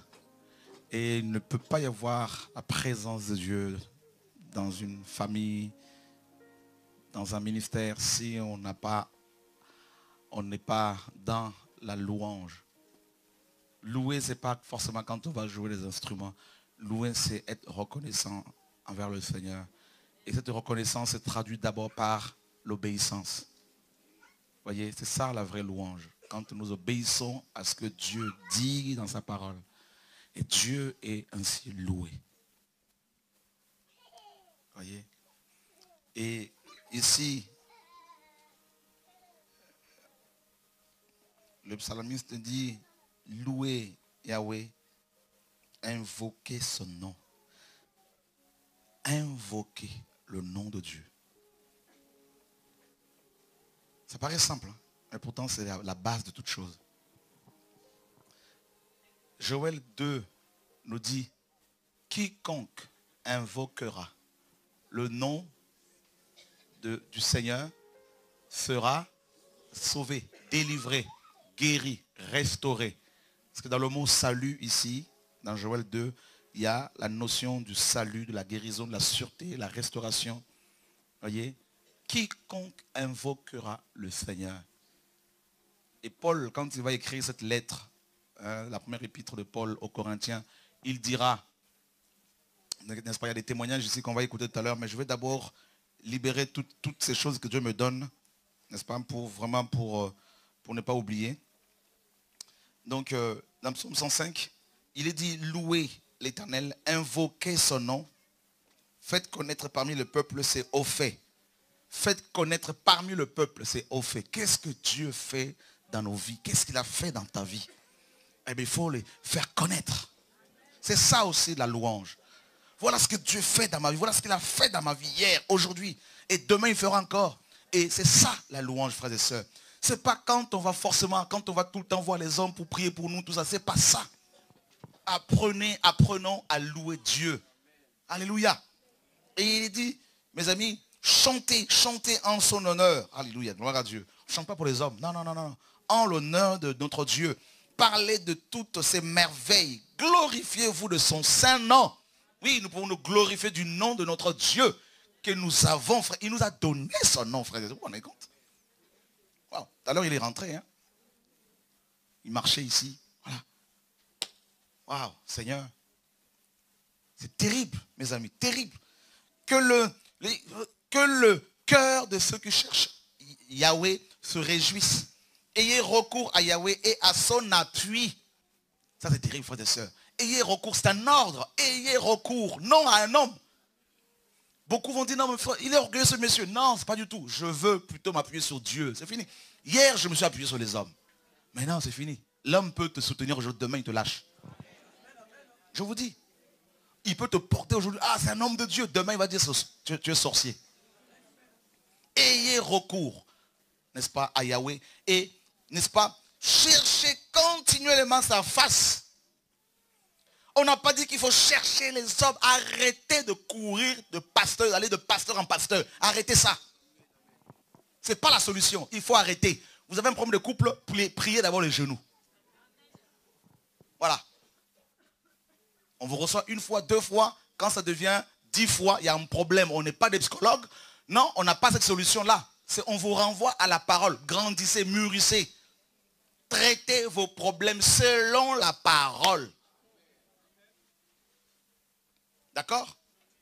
Invoquez-le. Vous savez, je vais vous dire une chose, frères et sœurs. Vous savez, la sorcellerie, c'est quoi?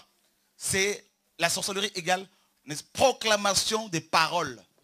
Des paroles, mes amis, incantatoires, des paroles de malédiction. C'est ça la sorcellerie. C'est quand on va invoquer des noms des démons. C'est ça la sorcellerie. Quand un sorcier envoûte, n'est-ce pas, fait des pratiques magiques, eh bien, il invoque des noms de divinités païennes, des démons, tout ça sur ses ennemis. Eh bien, quand Dieu nous demande d'invoquer ce nom, mes amis, c'est plus que ça. Ça veut dire que si tu es attaqué, si tu as des problèmes, quels qu'ils soient, tu dois te référer prioritairement, principalement au nom de notre Dieu. C'est ça le secret, il n'y a pas d'autre. Si tu le nom, c'est un grand homme de Dieu. Arrête, oublie-moi, laisse-moi tranquille. Laisse-moi avec mon Dieu. Moi aussi, quand on adorait tout à l'heure, moi aussi j'ai adoré, non? Voilà. le nom. Invoquer le nom de notre Dieu, c'est faire référence, mes amis, à sa grandeur. Son nom nous dit la parole, son nom est la parole de Dieu. Ça veut dire que quand les gens t'attaquent, quand les problèmes viennent, lève-toi devant ces problèmes, brandis la parole que Dieu t'a donnée. C'est aussi simple que ça. Quand les gens se lèvent et disent que tu vas mourir, toi tu te lèves, tu dis, je ne mourrai pas. Vous savez, quand David a combattu contre Goliath, Goliath est venu. Il a commencé à lancer des malédictions sur David en disant, vous m'envoyez un chien, je vais lui couper la tête. Oh, David a dit, non, non, tu viens devant moi avec la lance et le javelot, mais moi je viens contre toi. Au nom de qui? Oublie un peu ta famille là. Oh, au nom de mon père, non mais c'est pas ça. Au nom de apôtre, prophète, non, arrête ça là. Au nom de Dieu. Et son nom, c'est Yeshua. Frère, le nom de Jésus-Christ de Nazareth, il est terrible. Frère, n'invoquez pas ce nom si vous ne le craignez pas, ça ne marchera pas. Non. Faites référence à ce nom parce que vous le portez. Je veux dire aux sorciers, vous ne pouvez pas m'attaquer, vous ne pouvez pas m'avoir, vous allez attaquer, rien ne marchera. Vos flèches vont rebondir et ça va retourner contre vous. Vous savez pourquoi? Pourquoi? Parce que j'ai le nom de quelqu'un. J'ai le nom le plus glorieux. Quand on invoque ce nom, l'enfer tremble. Ce nom-là me couvre. Quand je dors, tu m'attaques. Les attaques, frère, ne peuvent pas m'attaquer. Vous savez pourquoi? Le nom. Jesus Christ. Ah.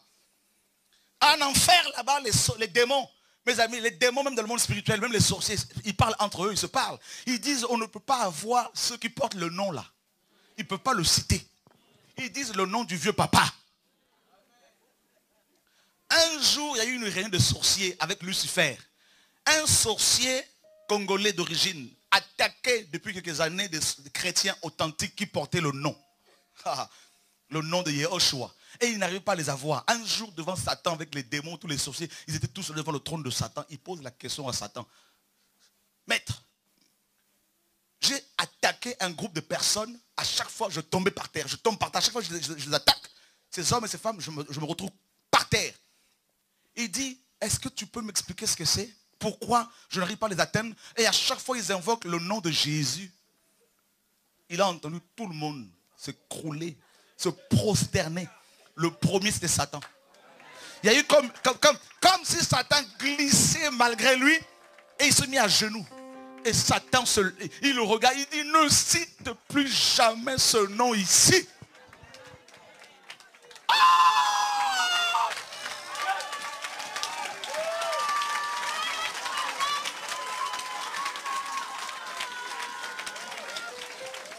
Ah! Tu veux expérimenter la guérison? Arrête de te référer au guérisseur. Prends le médicament spirituel. Prends le nom. Lève-toi de la prière du Seigneur Jésus de Nazareth. Tu m'as sauvé, ton sang a coulé la croix pour moi. Tu as dit tout est accompli. J'ai ta parole. J'ai la parole. Seigneur, au nom de Jésus-Christ de Nazareth. Je dis dans ma famille, personne ne mourra par la sorcellerie. Même si les gens sont malades, ils ne mourront pas par la sorcellerie. Les sorciers, c'est eux qui vont être enterrés. Je me suis levé dans ma famille, j'ai déclaré cette parole-là. Et Dieu l'a enregistrée. Nous sommes un peuple de la parole. Nous sommes un peuple qui proclame la parole. Nous sommes un peuple de guerriers et de guerrières, frères et sœurs. Jesus Christ. Acclamez Jésus, frères et sœurs. C'est pas moi, c'est Jésus. Oh mon Dieu. Il mérite la gloire. Jesus. Il mérite la gloire, Jésus de Nazareth.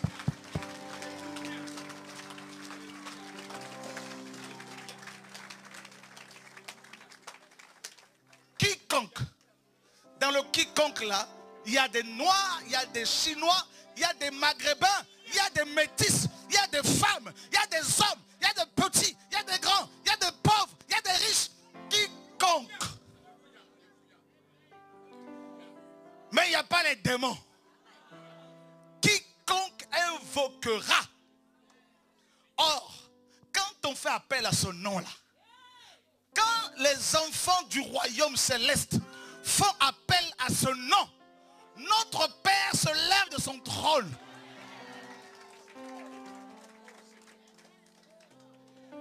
Jesus Christ.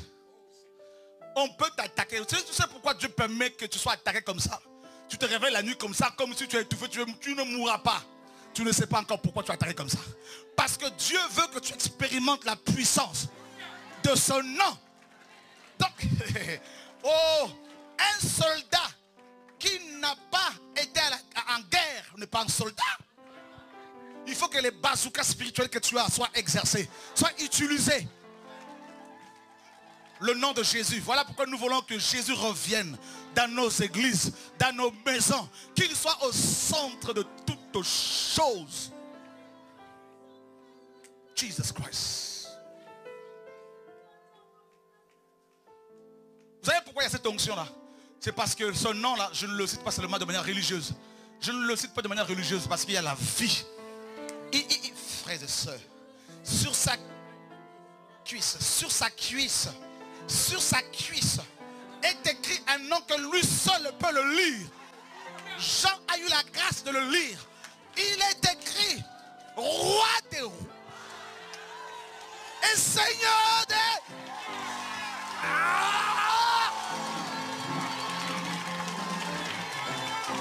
Jesus.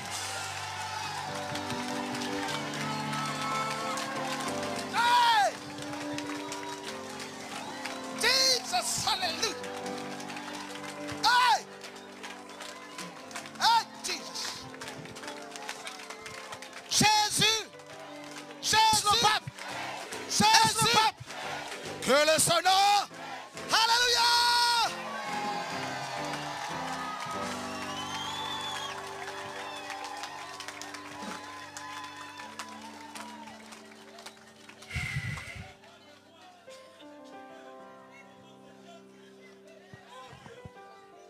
La star de stars.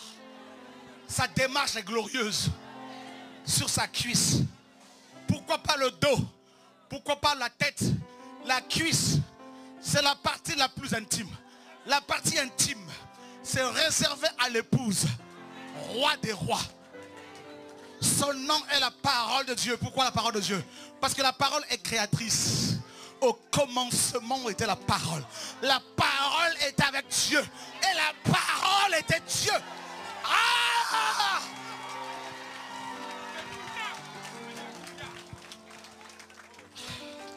En elle était la vie. Et la vie était la lumière des hommes.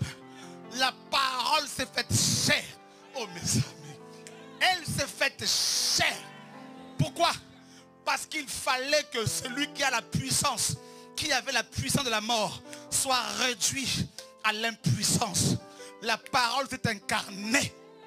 Et aujourd'hui, elle s'incarne en toi par le Saint-Esprit. Donc toi qui crains Dieu, quand tu marches comme ça, la parole t'environne. Quand tu dors, la parole t'environne. Quand tu te réveilles, la parole t'environne. Quand tu parles, la parole.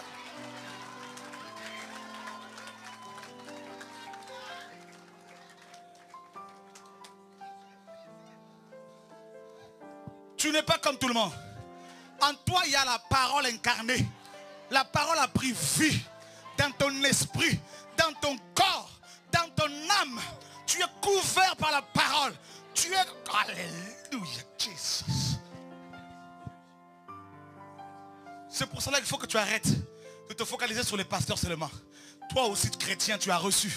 Toi aussi, tu es sacrificateur. Tu peux te lever dans ta famille comme Joseph et parler. Seigneur, tu m'as établi dans cette famille. Je proclame ta parole. Seigneur, dans cette famille, je confesse au nom de Jésus de Nazareth, mon père et ma mère te serviront. Mes enfants te serviront. Jesus Christ. On vous a trop écrasé là. Jesus. Vous savez pourquoi à chaque fois qu'un patriarche devait mourir, ses enfants allaient le voir pour qu'il le bénisse? La parole. La parole. La parole. La parole. Oh, alléluia. Le nom de Yeshua. C'est un nom terrible. Le sida, quand il entend ce nom-là. Le cancer. Oh, la sirène des eaux. Oh my God. La parole de Dieu. Tu dois la manger chaque jour. Tu dois la méditer chaque jour. Oh, que ce livre de la loi ne s'éloigne point de ta bouche. Pourquoi la bouche? Pourquoi pas la tête? Pourquoi la bouche? Parce que la bouche, c'est la parole. La parole. Parle de la parole de Dieu. Mange la parole de Dieu. Proclame cette parole. Frère, oh alléluia. Je ne parle pas de la proclamation sur le monde. Hein. La proclamation, c'est-à-dire Dieu est mon Père. Je suis enfant du roi. Je suis délivré. À la croix, Christ a dit tout est accompli. Quand Satan, quand il voit que tu n'es pas ignorant, là c'est bon. Quand il s'aperçoit, si Satan s'aperçoit que tu connais la parole et tu l'appliques, c'est fini.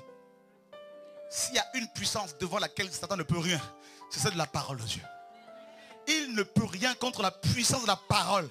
Quand les médecins vous disent vous allez mourir dans 6 mois, dites-leur avec tout le respect que nous vous devons, monsieur le médecin, nous avons été créés, vous et moi, par quelqu'un dont le nom est la parole de Dieu.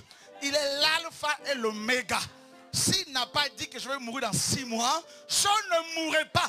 Voilà pourquoi dans Psaume 118, il est dit, je ne mourrai pas, je vivrai et je raconterai.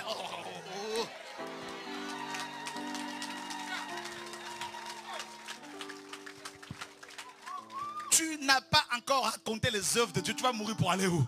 Non, nous sommes sur un terrain de combat ici, là. Nous sommes sur un champ de bataille. Frères et sœurs, la France sera visitée. Les Français qui sont destinés au ciel entendront le son de la trompette, frère. Je vois une foule de Français de souche, frère, marcher dans la rue avec la bannière de Christ, frères et sœurs. Je vois l'Europe embrassée par le feu du réveil. Oh my God.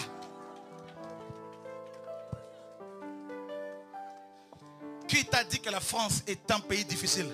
Qui t'a dit ça? Ce n'est pas un pays difficile.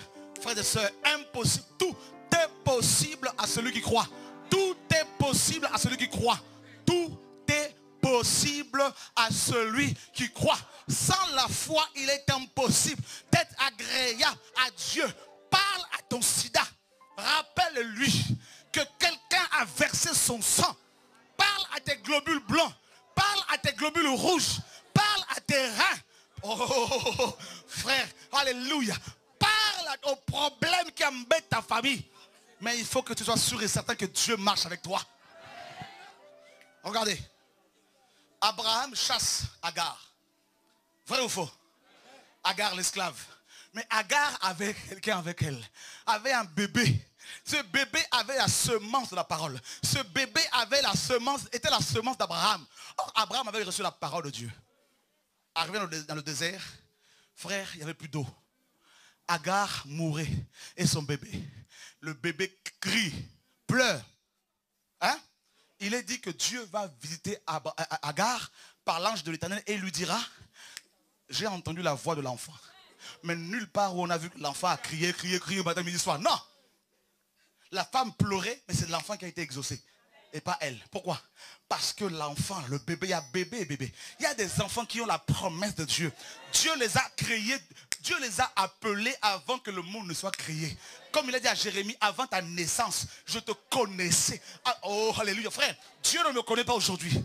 Il m'a pas connu. C'est depuis l'éternité passée que Dieu m'a connu. Si toi tu ne me connais pas, ce n'est pas mon problème. Je m'en fiche. Mais je sais que Satan me connaît. Satan connaît les enfants du royaume céleste. Parce que nous avons la marque de la parole sur notre front, frères et sœurs. Jesus Christ. C'est pour cela que tu es agressé comme ça. C'est pour cela que tu pleures souvent comme ça. C'est pour cela que tu es autant combattu. Mais tu ne vas pas mourir comme ça. Jesus Christ. Notre Père, on l'appelle le Dieu des armées. Il a plusieurs armées. Et nous faisons aussi partie de ces armées.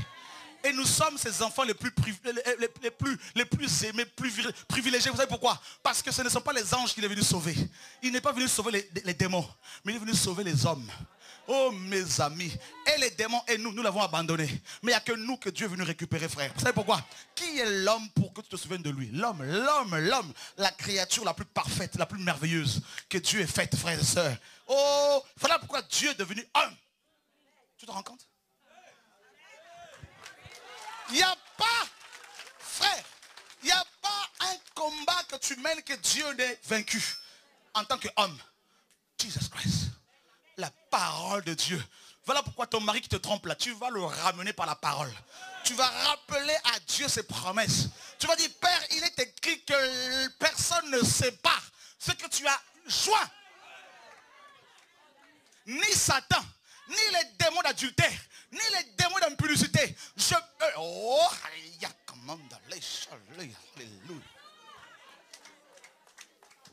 Jesus Christ. Tu dois arrêter de te minimiser, de pleurer matin, midi, soir. Tu dois comprendre qui est, c'est quoi ta position et qui est ton Père céleste. La parole. La parole de Dieu. Tu es là, Satan te fait croire dans tes pensées que tu ne vaux rien, que tu es nul, que tu échoueras, que tu n'iras nulle part, frère. Mais attends, mais il faut lui rappeler, oui, moi en tant qu'homme, je n'irai nulle part. Mais quelqu'un m'a dit, quelqu'un a écrit, tout est... Regardez, il vient me dire quelque chose. Quand Pilate a écrit sur cet écritoire, celui-ci est le roi des Juifs, en hébreu, en grec et en araméen. Les pharisiens vont voir Pilate pour lui dire, il faut que tu enlèves tout ça. Pilate, un homme, pécheur, il a dit, ce qui est écrit est écrit.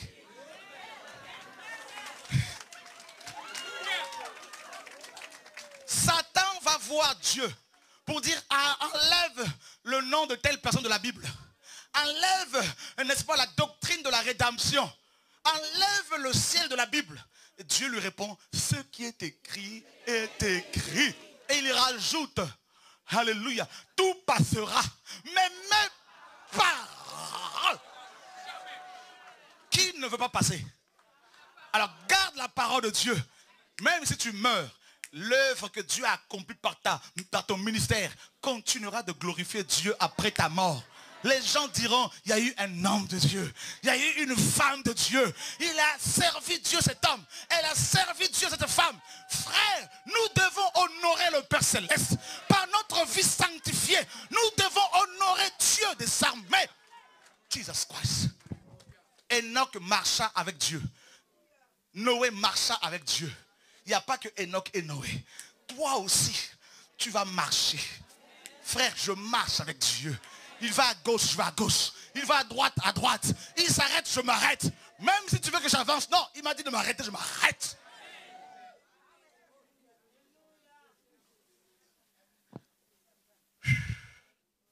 Faites vos réunions. Dieu mettra la confusion. Prophétisez contre les enfants de Dieu. Dieu va les briser. Creusez les tombes pour eux. C'est vous qui serez enterrés dedans. Et nous reviendrons prier pour votre résurrection. Parce que Dieu veut vous sauver. Alléluia. Dis à ton voisin, n'aie plus peur de la sorcellerie. Laisse les cafards tranquilles. Alléluia. Laisse les souris tranquilles. Arrête d'envoyer le feu partout. La foi reçoit la parole. Qui veut désormais consulter tout le temps le Seigneur? Seigneur, me voici. Mon mariage bat de l'aile. Seigneur, sauve-moi.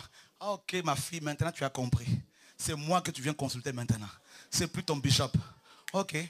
La nuit même, ton mari va se réveiller. Wow! Chérie, s'il te plaît. Me voici. Comme l'enfant prodigue, je reviens à la maison. C'est ça Jésus, frère. Alléluia. Vous savez, Dieu, s'il veut arrêter quelqu'un, mais nous sommes tous sur sa main. Il fait ça, c'est fini. Voyez, non? C'est fini. C'est pour cela qu'il a dit, bénissez ceux qui vous maudissent. Laissez-moi juger vos ennemis. Mais vous, bénissez-les. Qui veut bénir ses ennemis? Bénissez-les.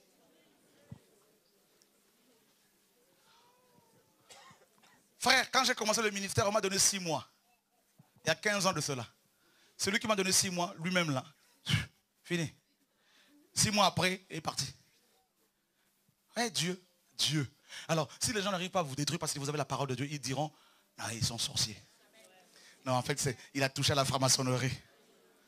Oui, vous voyez, c'est pour cela qu'il y a cette onction-là. Bon, 6 mois avec la franc-maçonnerie, j'arrive à faire ces miracles. Mais votre Dieu qui est au-dessus, soi-disant, ben, qu'il fasse plus. Ce n'est pas la franc-maçonnerie, c'est mon Dieu. Et c'est Jésus-Christ de Nazareth. Alléluia. Ah oui, on peut l'acclamer. Pas moi, hein, mais Jésus, bien sûr. Alléluia. Oui.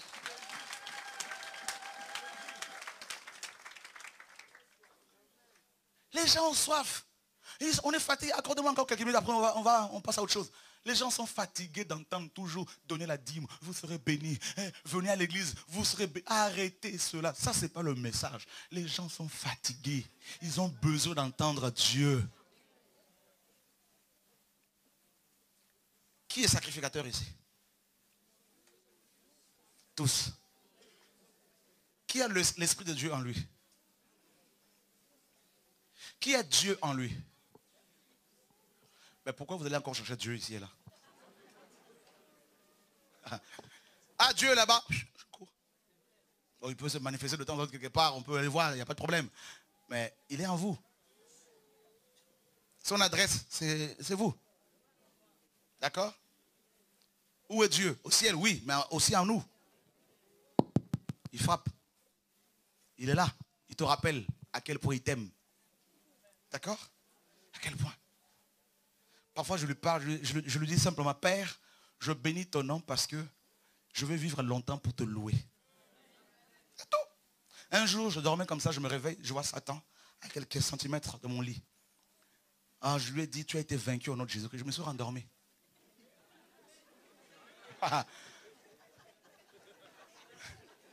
Pourquoi m'exciter? Oh, le feu. Oh, je sais, tu as été vaincu. Mais il sait qu'il a été vaincu. Et il faut simplement lui rappeler cela. Mon Dieu t'a vaincu. Et le lendemain matin, je me réveille. Ah, papa, merci. Parfois, quand tu invoques le Seigneur, c'est parce que tu as peur. Le feu ici, Seigneur. Oh, oh, oh, oh. Satan dit, oh Dieu, laisse-le moi là, 2 minutes seulement. Là. Dieu dit, non, non, il faut laisser. Il n'a pas cette connaissance. Alléluia.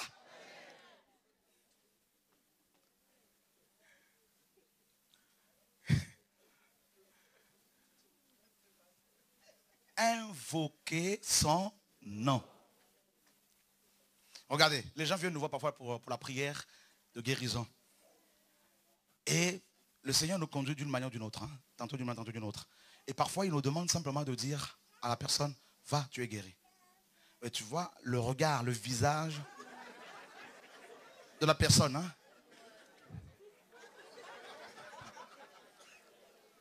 Ça me rappelle à chaque fois Naaman dans la Bible. Je pensais qu'il allait s'exciter, lever ses mains et puis, non, va te laver 7 fois au Jourdain. Va dans le Jourdain. C'est la parole. Croyez en Dieu. Va, c'est fini. Ok, c'est parfait. Que Dieu soit béni. Ce n'est pas à force d'imposer les mains que vous serez guéris. Ce n'est pas ça. Dieu est esprit. Mes paroles, disait le Seigneur, sont esprit et vie. C'est tout. Que vous soyez ici, chez vous ou de l'autre côté. Si Dieu veut vous guérir, pensez-vous que ce mur peut l'empêcher de vous guérir? Il y a une seule chose qui constitue un mur entre Dieu et nous, selon Isaïe 59, le péché. C'est tout. Les chrétiens qui ont la parole ne craignent pas, ne tremblent pas face à la crise économique. Pas du tout. On leur dit, non, mais vous avez une maladie incurable. Que Dieu soit béni. Yeah, ça va pas. Vous voulez un psychiatre? Non, pas du tout. Un psychologue? Non, pas du tout. Mais il y a un problème là. C'est ça être chrétien. On a la paix. Alors tes antidépresseurs là, anti-Christ, anti-dépresseur, tout ça là. Maintenant tu vas prendre la parole qui est une solution, c'est la solution. Qui veut donner son cœur à Jésus? Si tu ne l'as jamais fait, si tu veux le recevoir, lève ta main. Venez vous qui voulez donner vos cœurs au Seigneur. Venez ici.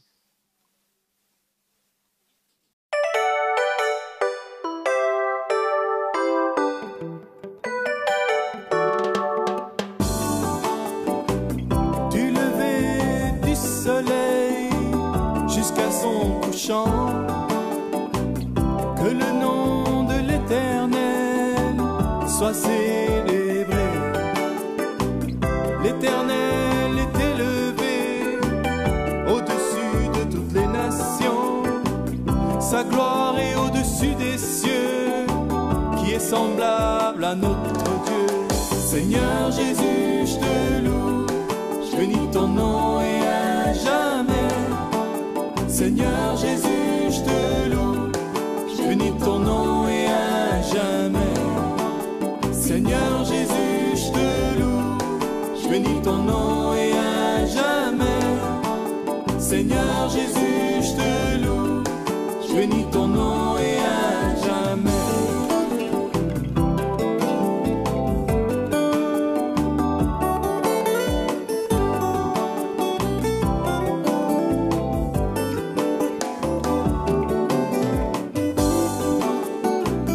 Il abaisse les regards sur les cieux et sur la terre.